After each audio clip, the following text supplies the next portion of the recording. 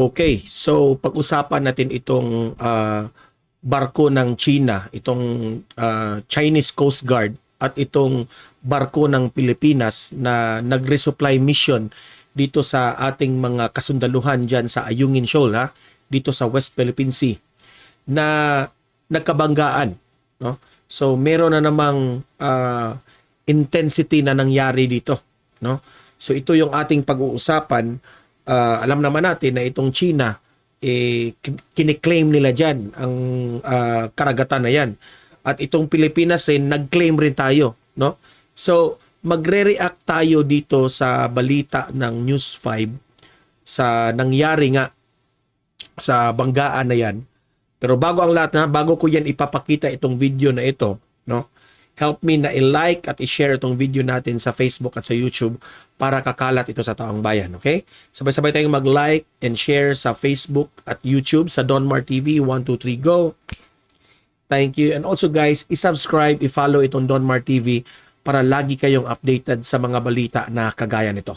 Okay? Sabay-sabay tayong mag-follow, subscribe sa Donmar TV, Facebook at YouTube 123 Go.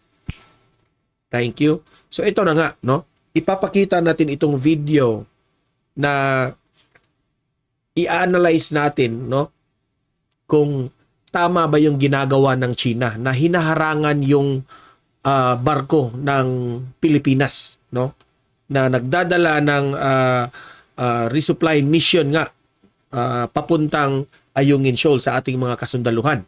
Okay? So, pakinggan natin itong balita at magre-react tayo. Okay? Let's play the video. Nangyari na rin ang pinangangambahan ng marami sa gitna ng panibagong resupply mission ng Pilipinas sa BRP Sierra Madre. Sa pagkakataon kasing ito, nagbanggaan na ang mga barko ng Pilipinas sa China. Ayon naman sa isang eksperto, oras na para magpasaklolo ang Pilipinas sa Amerika. Okay. So ito yung malaking issue ngayon, no? Kasi nga nagkabanggaan na naman, no? Medyo intense itong banggaan ngayon, no? Sabi ng mga eksperto, ito na namang mga eksperto kasi, itong mga eksperto, sabi nila na this is the time raw na ang Pilipinas ay hihingi ng tulong dito sa nangyari nga. Hihingi raw tayo ng tulong sa Amerika. Now, ang tanong dito ngayon, ito ba ay nakabubuti sa atin na kung humingi tayo ng tulong sa Amerika? O ito ba ay mas lalong lalala ang problema natin dito? Diba? Kasi itong China, hindi ito titigil. Dahil para sa kanila yung kiniklaim nila. Tayo rin, may kiniklaim rin na atin. At hindi lang China at hindi lang Pilipinas ang i-claim. Ha? Marami ring mga bansa na nag-claim dito. Diba? So, ang tanong ba, sa ngayon, is it essential na makipag-away tayo sa China? Yan ang malaking tanong. O hayaan na lang ba natin sila? Okay? So, alam nyo naman, no, na itong desisyon na pwede nating gagawin, dapat pag-isipan ng mabuti. Kasi, konting pagkakamali, malaking damage ito. Okay, kahit nga kaming mga vloggers, nahihirapan kaming magbigay ng opinion tungkol sa issue na ito. Okay, so continue muna tayo ha. Eksperto na ang nagsabi na dapat na tayo magpatulong sa Amerika. Kayo nang umusga ha, sa mga nanonood dito. Play. Nasa frontline na balitang yan si Dave Abuel. Sa pulsa video ng Armed Forces of the Philippines ang pagbangga ng dambuhalang barkong ito ng Chinese Coast Guard sa maliit na resupply boat na MV. Pero the way I look at the video, no, parang pinipilit ng barko ng Pilipinas na nag-overtake kaya nabangga. Okay? Yan ang pananaw ko. Yung pananaw naman ng iba, hinaharangan ng China. Pero dalawa, I think tatlo yata ang angle ng video, no? Tatlo. Yung video ng China, video ng Pilipinas, at yung video ng isa, yung sa barko, no? Yung top view. So kung makikita mo talaga, no, hindi natin alam kung bakit parang umu-overtake itong barko ng Pilipinas. Okay? Kasi sabi ng Pilipinas, no, kung ang Pilipinas ang tatanungin natin, atin itong kiniklaim natin. Atin ito, kaya may right kaming kung anong gawin namin. Patuloy lang tayo. Pero sabi naman ng iba, hinaharangan ng barkong China. Okay? Pero if you will look at the video sa barko ng China, parang ang hindi tinutuloy ng China, no? Makikita mo talaga na ang barko ng Pilipinas yung sumisingit. Kaya nga nagkabundulan. Okay? So pati ako hindi ako makapaghusga sa China at sa Pilipinas. Okay? So may kanya-kanyang version kasi. Okay? So, dito sa akin sa Donmar TV, kayong humusga dito.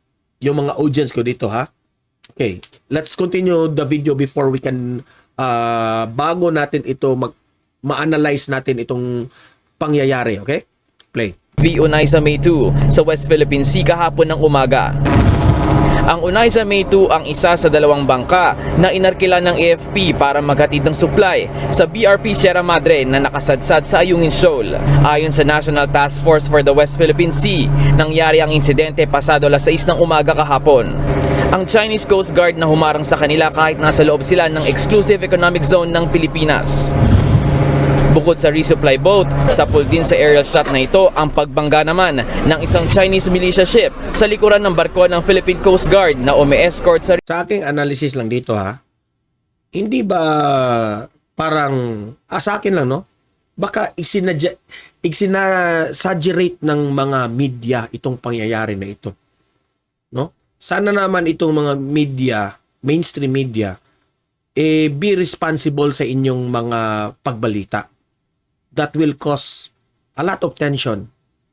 Ayaw naman natin na hahantong tayo na mag-away tayo ng China. Wala tayong kalaban-laban kapag makipagsalpukan tayo ng giyera sa China. Ito, analysis ko to, ha. Tingnan nyo sa nangyari sa Hamas at itong Israel. Tingnan nyo sa nangyari sa Ukraine at itong Russia. Sino yung kawawa? 'Di ba? Yung casualties, mga bata.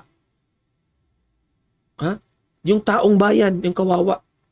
Kapag merong giyera ang mangyayari. Kaya kayong mga media rin, no? Let me also give my opinion and advice to you all na sana naman hindi nyo bigyan ng tension o i-exaggerate nyo ang isang sitwasyon kagaya nito para lang magkainitan. Kasi kayo yung nag-deliver ng balita. In fact, ito yung mapanood ng taong bayan, no, sa Pilipinas na magbigay ng yung taong bayan magagalit sa China, no? Pero hindi pa nga natin na-investigate ng mabuti ito. Kaya nga si PBBM nananawagan ng investigation tungkol dito bago siya nagbigay ng kanyang statement. Hindi pa nga nakapagbigay siguro ng statement si PBBM dahil he wants to make sure kung ano yung both sides. Okay? Pero naglabas na ng statement ng ang China dito na sinisisi ang Pilipinas. Okay? Labas na sila ng statement. Pero the investigation is still going on. Okay? Pero sana naman itong mga media na ito be responsible, no? Na hindi kayo magbigay ng tensyon sa taong bayan. Resupply mission. Gayunman, nakalusot pa rin ang Unay sa May 1 na nakapaghatid pa rin ng supply sa BRP Sierra Madre. Agad namang kinundina ng National Task Force for the West Philippine Sea ang dalawang insidente na tinatawag na mapanganib, irresponsable at iligal ang ginawang pagmaniobra ng mga barko ng China. Yan ang version ng Pilipinas. Illegal, delikado, no, ang ginawa ng China. Yan ang version. Okay? Malinaw raw na paglabag ito sa international law. Sa international law, naglabag raw ang China rito, no? Pero kung China ang iyong tatanungin, may version rin sila eh. At maging sa 2016 Arbitral Award na nagpapawalang bisa sa pagkamkam at mga iligal na aktibidad ng China sa lugar. Para naman sa maritime expert na si Attorney Jay Batumbakal, inasahan na niya ang banggaan dahil matagal na tayong paulit-ulit na ginigit-git ng China tuwing naghahatid ng supply sa Ayungin Shoal na tinatawag naman nilang Renai Reef. Pinapakita din po niyan na talagang ang China, nananadya po yan para nga takutin tayo na umalis na dun sa ating lugar. No? So hindi tayo dapat matakot. Sa kabila ng paulit-ulit na harassment ng China, iginiit ni Batumbakal na hindi dapat patulan ng Pilipinas ang pagiging agresibo ng China. Pero pwede raw tayong maningil ng danyos kung masira ang mga barkong Tama yung sinabi nila na wag nang patulan yung China na yan as much as possible. Nangga nila. Panahon na rin daw para kausapin ng gobyerno ang Amerika para bumalangkas ng kaukulang hakbang tuwing hinaharas ang mga barko ng Pilipinas sa West Philippine Sea. Bali po, meron naman tayong Mutual Defense Treaty pero ito po ay hindi po ito yung issue ng triggering the treaty, no? Dahil yung treaty po ay in effect naman eh.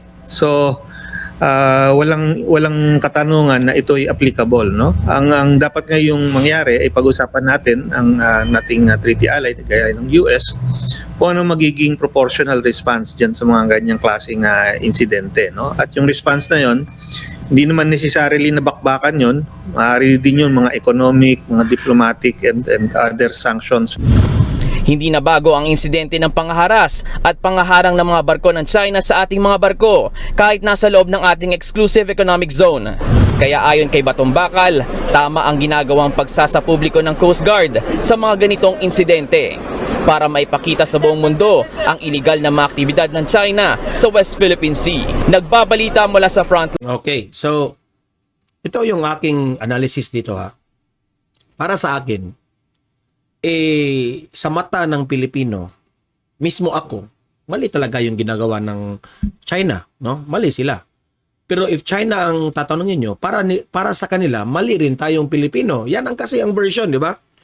Pero ang sa akin lang, yung mga eksperto na believe sa sarili nila na dapat na raw tayong humingi ng tulong sa Amerika, para sa akin, mali yun. Hindi na tayo dapat magpatulong dito sa Amerika, no? Kasi problema natin ito sa Pilipinas. This is our battle, so hayaan natin. Okay? 'Yun ang aking opinion. Kasi kung hihingi tayo ng tulong sa Amerika sa problema diyan sa West Philippine Sea, igera 'yan. 'Di ba? Ayaw natin ng giyera. Yan ang ating tandaan.